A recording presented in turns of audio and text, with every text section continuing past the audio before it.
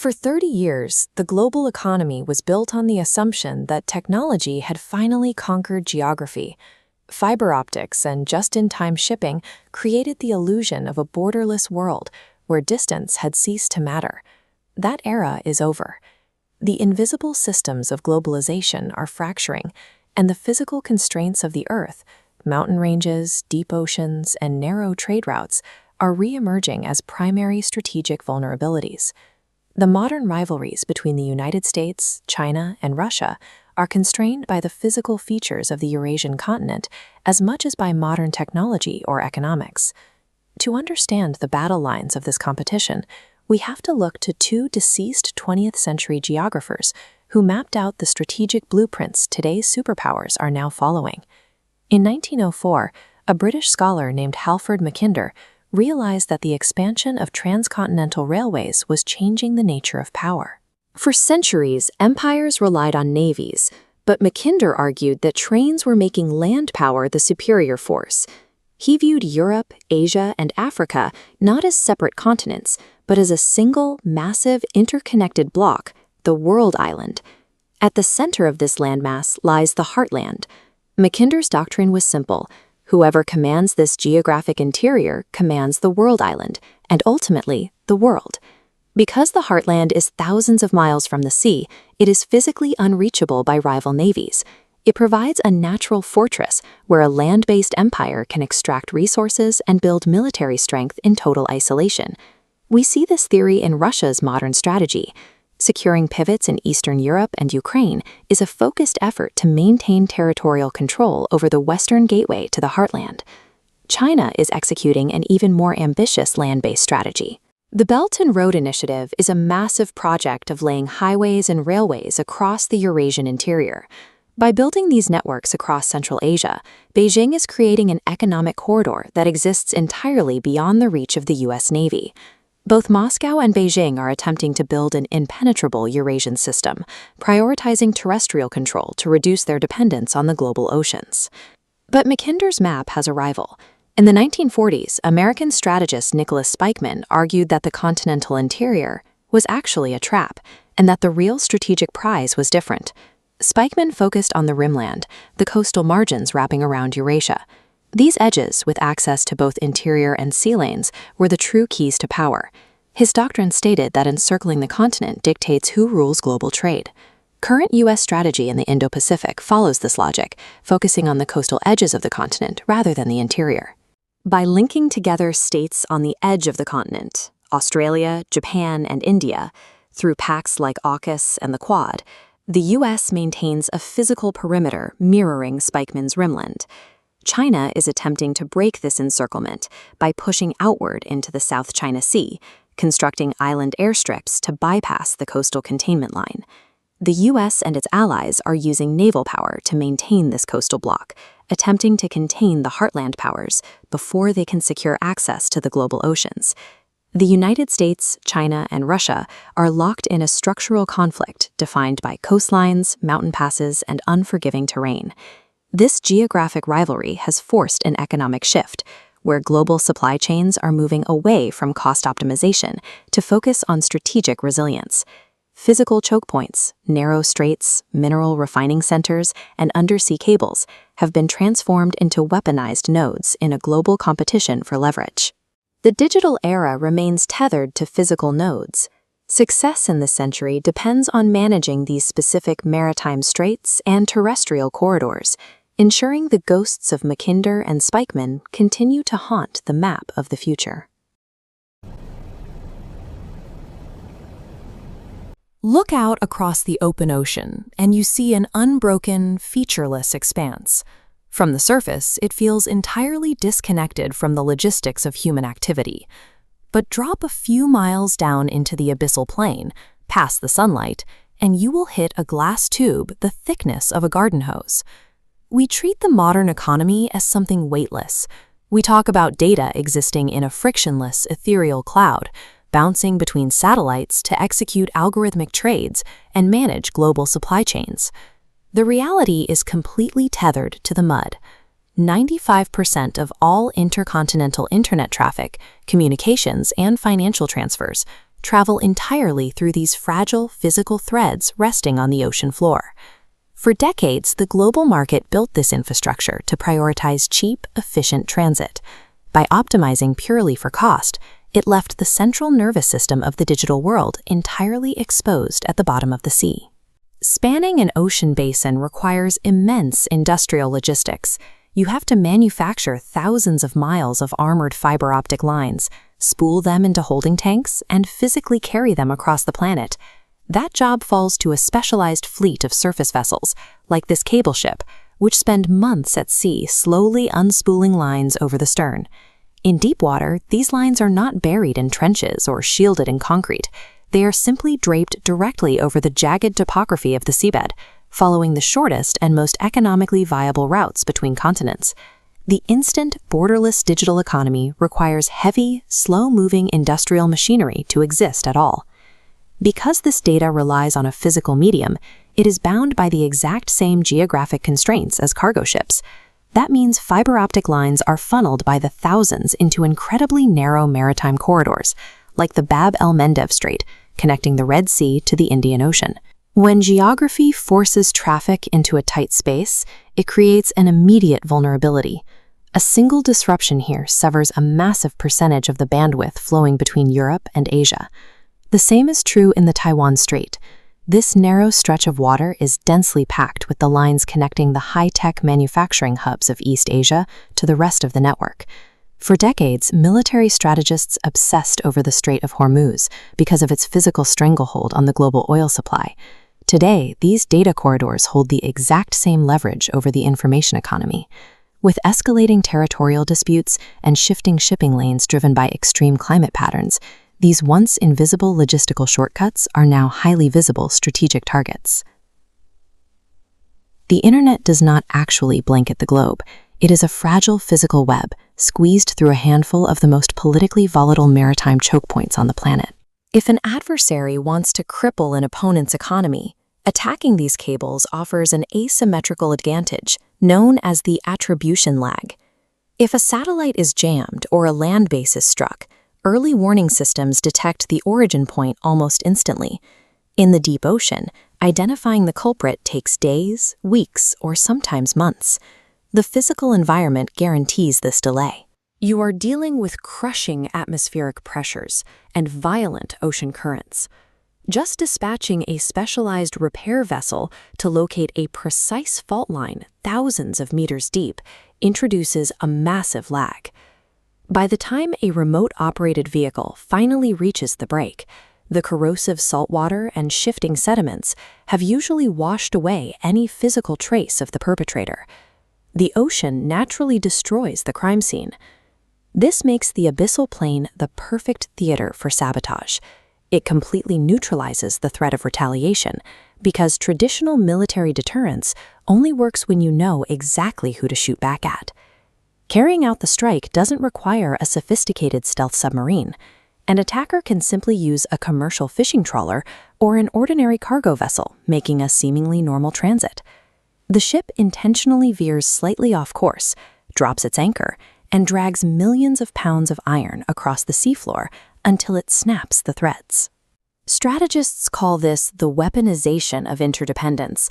By targeting the infrastructure built to connect nations, an adversary turns the efficiency of the global supply chain into a weapon against itself.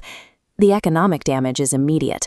Financial markets freeze, regional communications black out, and supply logistics go dark. Yet the captain of the vessel can simply claim their navigation system failed or the anchor slipped in rough weather. Plausible deniability is built right in. In modern geopolitical competition, you don't need to declare war or launch a military strike to cripple an opponent. You just need a clumsy civilian boat in the right stretch of water. This tactical vulnerability has triggered a massive shift in how great powers view the map.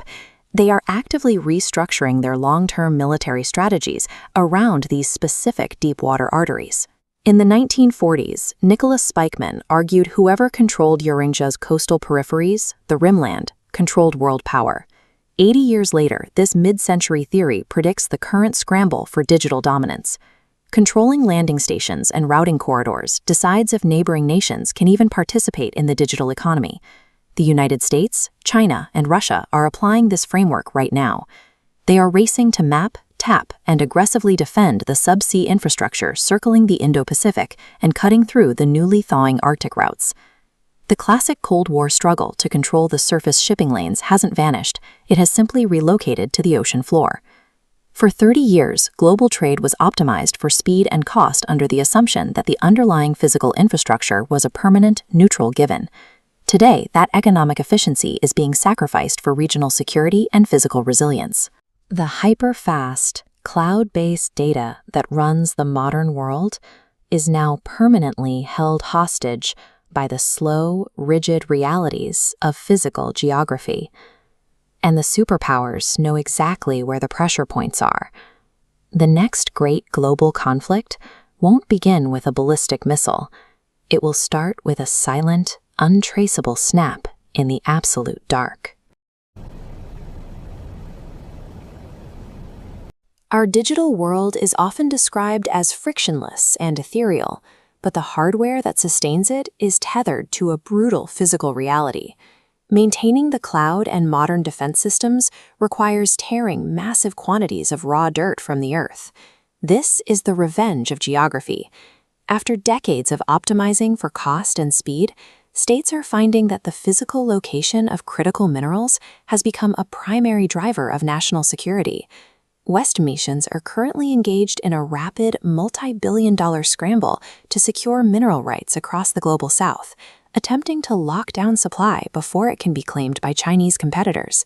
However, this rush to own the ground is often undermined by a strategic miscalculation, the mining fallacy. The logic is simple. Extracting raw ore provides limited strategic leverage if a nation lacks the capacity to process that ore into usable components. Dirt in the ground is an inert asset until it is refined. Spending billions to purchase a mine secures the raw material, but geopolitical power is concentrated in the gap between extraction and the finished product. This gap is the midstream. It encompasses the chemical refining required to turn crushed rock into the high-purity, defense-grade metals required for advanced manufacturing. For years, Western economies willingly offshored this step.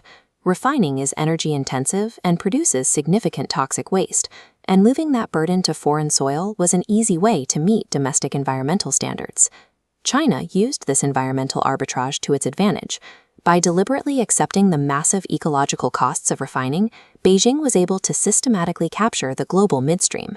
While extraction is global, the processing funnel is extremely narrow. China currently controls 85 to 90% of global mineral processing capacity. For the permanent magnets found in electric motors and precision-guided munitions, that concentration reaches 87%. This concentration is an engineered choke point. Beijing has taken a dirty, complex industrial process and used it to establish a structural monopoly over the global tech and defense sectors. To see how this looks in practice, we can look at the physical makeup of a stealth fighter. Software aside, the aircraft's airframe and engines rely on specialized alloys that only a few facilities on Earth can produce. Currently, the Pentagon is dependent on foreign supply chains for up to 95% of its defense-grade magnesium. If refined metal is cut off, new production lines stop, maintenance cycles are delayed, and fleets are grounded as parts become impossible to replace. This dependency creates a kill switch held by a geopolitical rival, a vulnerability built into the very foundation of the hardware. Trillion-dollar defense budgets and advanced military strategies are neutralized if an adversary controls the refined physical elements required to build the weapons themselves. Historically, global power was maintained by physically blocking narrow waterways like the Suez Canal or the Strait of Hormuz. Control of the sea lanes meant control of the world. In the 21st century, the walls of the midstream refinery are the new geographic barriers. They are less visible than a blocked canal, but their impact is just as severe. Traditional territorial dominance is being superseded. Strategic leverage no longer requires holding an ocean. It requires holding the chemical processing nodes that convert Earth into technology.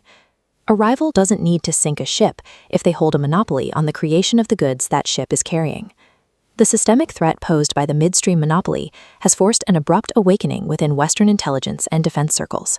This realization led to the March 2025 executive order, which initiated an urgent effort to build domestic refining capacity and break the bottleneck. Survival in this era requires a strategy of industrial deterrence. This shift assumes that military strength cannot be maintained without secure internal processing facilities. Deterrence now requires tactile infrastructure. Capital alone cannot buy security if there is no facility equipped to turn raw earth into finished materials.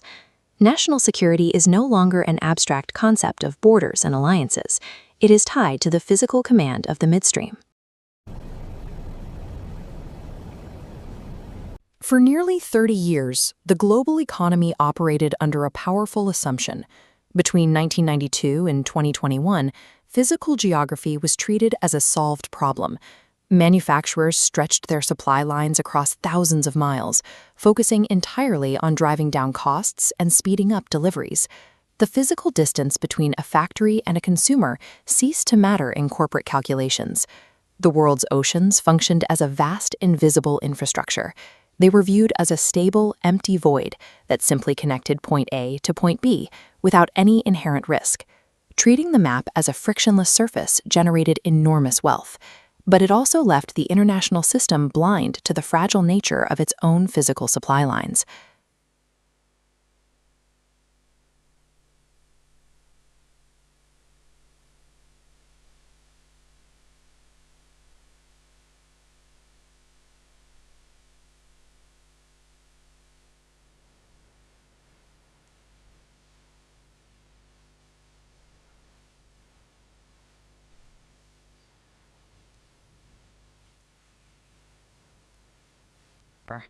When a massive container ship wedged itself into the banks of the Suez Canal, it severed a vital artery of global trade, stalling billions of dollars in cargo. The Suez is one of 7 major maritime choke points. These narrow aquatic corridors are the most constricted fault lines in the global logistical network. The overwhelming majority of the planet's raw energy, food, and manufactured goods must funnel directly through these specific geographic bottlenecks. Because of this extreme concentration, these passages have transitioned from convenient corridors into critical vulnerabilities. The shortest route between markets is no longer guaranteed to be the safest. To understand the exposure, we must trace the physical flow of commodities, starting at the global supply chain's extraction point, Middle Eastern energy production. Roughly 1/5 of the global oil supply and a substantial share of liquid natural gas must exit the region through the Strait of Hormuz. This creates a double choke point vulnerability for the industries of the East. After exiting Hormuz, that exact same volume of energy must immediately squeeze through a second tight vulnerability, the Strait of Malacca, to reach its destination in Asian markets. A geopolitical disruption at either location would instantly starve the sprawling petrochemical industries of China, India, and South Korea of their vital feedstocks. The massive industrial output of the entire Asian continent is built on the assumption that these two distinct, narrow waterways will remain open simultaneously. Following that energy into the manufacturing hubs of East Asia brings us to a different kind of bottleneck, the highly contested Taiwan Strait. Hormuz and Malacca govern bulk commodities, but this region controls manufactured goods. This multiplies the global systemic risk. Taiwan sits at the physical core of the global semiconductor supply chain, manufacturing the advanced chips required by virtually every modern industry. A military blockade, or even sustained naval exercises in the surrounding waters, would immediately sever the outward flow of these critical components. A disruption here triggers severe indirect consequences. Without a steady supply of semiconductors, downstream production in the automotive, electronics, and construction sectors halts. The Taiwan Strait functions as a multiplier of systemic risk. A localized conflict here wouldn't just delay trade, it would ripple through the global economy, stalling production lines that rely on a constant flow of silicon. In the Americas, the threat model pivots toward environmental decay. Extreme climate change is impacting geography just as effectively as a naval blockade. At the Panama Canal, severe, prolonged drought conditions have created a physical wall blocking global trade. The canal relies on massive volumes of fresh water to operate its lock system. As water levels drop, the Canal Authority is forced to restrict the number and weight of the vessels crossing the continent. These environmental limits directly disrupt the flow of liquefied natural gas and heavy agricultural commodities traveling between the United States and Asia. When ships cannot reliably pass through, global market arbitrage is destroyed. Critical resources are artificially trapped in one hemisphere, while the other faces sudden shortages. Nature has become an active participant in geopolitics. Global supply chains, designed over decades for efficiency, can break down without a single weapon being fired. The primary feature of globalization was the effective shrinking of the world. Now, the physical distance between markets is returning. When a choke point like the Red Sea becomes impassable, vessels must sail around the southern tip of Africa. This massive detour adds 10 to 15 days of transit, consumes vast amounts of fuel, and causes freight costs to spike.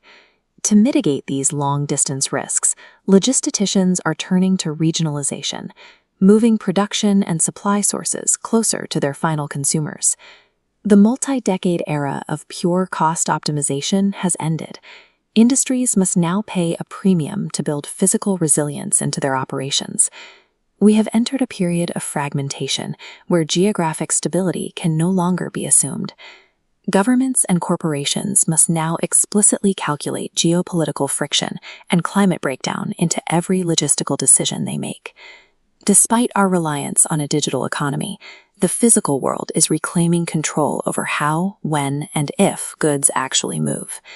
To survive the coming decades, the map can no longer be viewed as a simple logistical tool. It must be respected as the ultimate battlefield. This Soviet propaganda poster captures the 20th century ideal of space exploration, a red hand launching a rocket toward the stars as part of a triumphant, unifying quest. That romanticized view has been replaced by a different reality. The space above our atmosphere is now a highly congested and meticulously structured environment. Just as the optic marine cable-laying ship builds the hidden physical foundation of the global internet on the seafloor, our orbital networks serve as the invisible wiring for modern connectivity. Orbital pathways have become the physical infrastructure holding modern civilization together. Global military, financial, and navigational systems are now tethered to orbital satellites. If these assets are compromised, the terrestrial systems they support will fail. This structural dependence has given rise to astropolitics, the integration of terrestrial geography and power politics into the orbital domain. Weak states are so reliant on these systems, disrupting an adversary's satellites is the most direct way to cripple their capabilities on Earth. The 2021 Suez Canal blockage by the Evergreen container ship demonstrated how a single disruption at a physical choke point can paralyze global trade. Space assets are subject to the same logic of vulnerability. Great power competition has moved into the heavens, turning orbital space into a primary domain of strategic friction. Low Earth orbit functions as a congested, high-speed highway sitting directly above our atmosphere. As the most crowded zone, LEO is the most immediate point of vulnerability for global powers. Russia, recognizing it lacks the economic resources to match its rivals in satellite volume, has adopted a strategy of asymmetrical warfare. Their focus has shifted to developing counter-space capabilities, weapons designed specifically to degrade or destroy the fragile infrastructure in this orbit. This mirrors Nicholas Spikeman's geopolitical doctrine. By acting as a strategic spoiler in LEO, Russia uses a barrier strategy to balance against the overwhelming technical power of its rivals. Russia's approach treats LEO as a potential minefield, proving that the ability to deny access to a zone can be more effective than the attempt to control it. Beyond Earth's immediate orbit lies cislunar space, the strategic region stretching between our planet and the Moon. China is executing a multi-generational plan to achieve cislunar dominance by the year 2049. This civilizational push aims to secure independent navigation and to monopolize access to lunar resources, insulating China from terrestrial supply chain vulnerabilities. Halford Mackinder's Heartland theory proposed that whoever controls the central pivot of a system controls the system itself. By treating cislunar space as a new pivot that overlooks all Earth-bound trade and satellite movement, China is applying this logic to the solar system. Capturing this high ground provides the leverage necessary to dictate the future terms of astropolitics. Between Earth and the Moon lie the Lagrange points, locations where gravitational forces reach equilibrium. These are the most valuable real estate in space. Requiring almost no fuel to maintain position, L1 and L2 are ideal staging grounds for deep space transit corridors. The United States is working to secure these nodes through a hybrid model that integrates military and commercial systems. Combining state defense capabilities with rapid private sector innovation creates a flexible, redundant network. The goal is a decentralized architecture that can withstand a sudden disruption to any single node. Modern space competition is defined by ambiguity. Interference with a satellite is often untraceable or reversible, making it difficult to determine if an action was an accident or an attack. When Sputnik launched, space competition was measured by simple binary achievements. Today, the clear rules of Cold War deterrence no longer apply. This uncertainty allows a silent gray zone war to be fought above the atmosphere without triggering a traditional military response on Earth. Absolute dominance of the cosmos is impossible when every nation relies on the same shared, fragile infrastructure. Success in this environment is measured by competitive endurance, the capacity to maintain redundancy and absorb disruptions that would cripple a less resilient rival. Geography has reached the stars. The new great power competition will be won by the nation that can endure the longest within this contested terrain.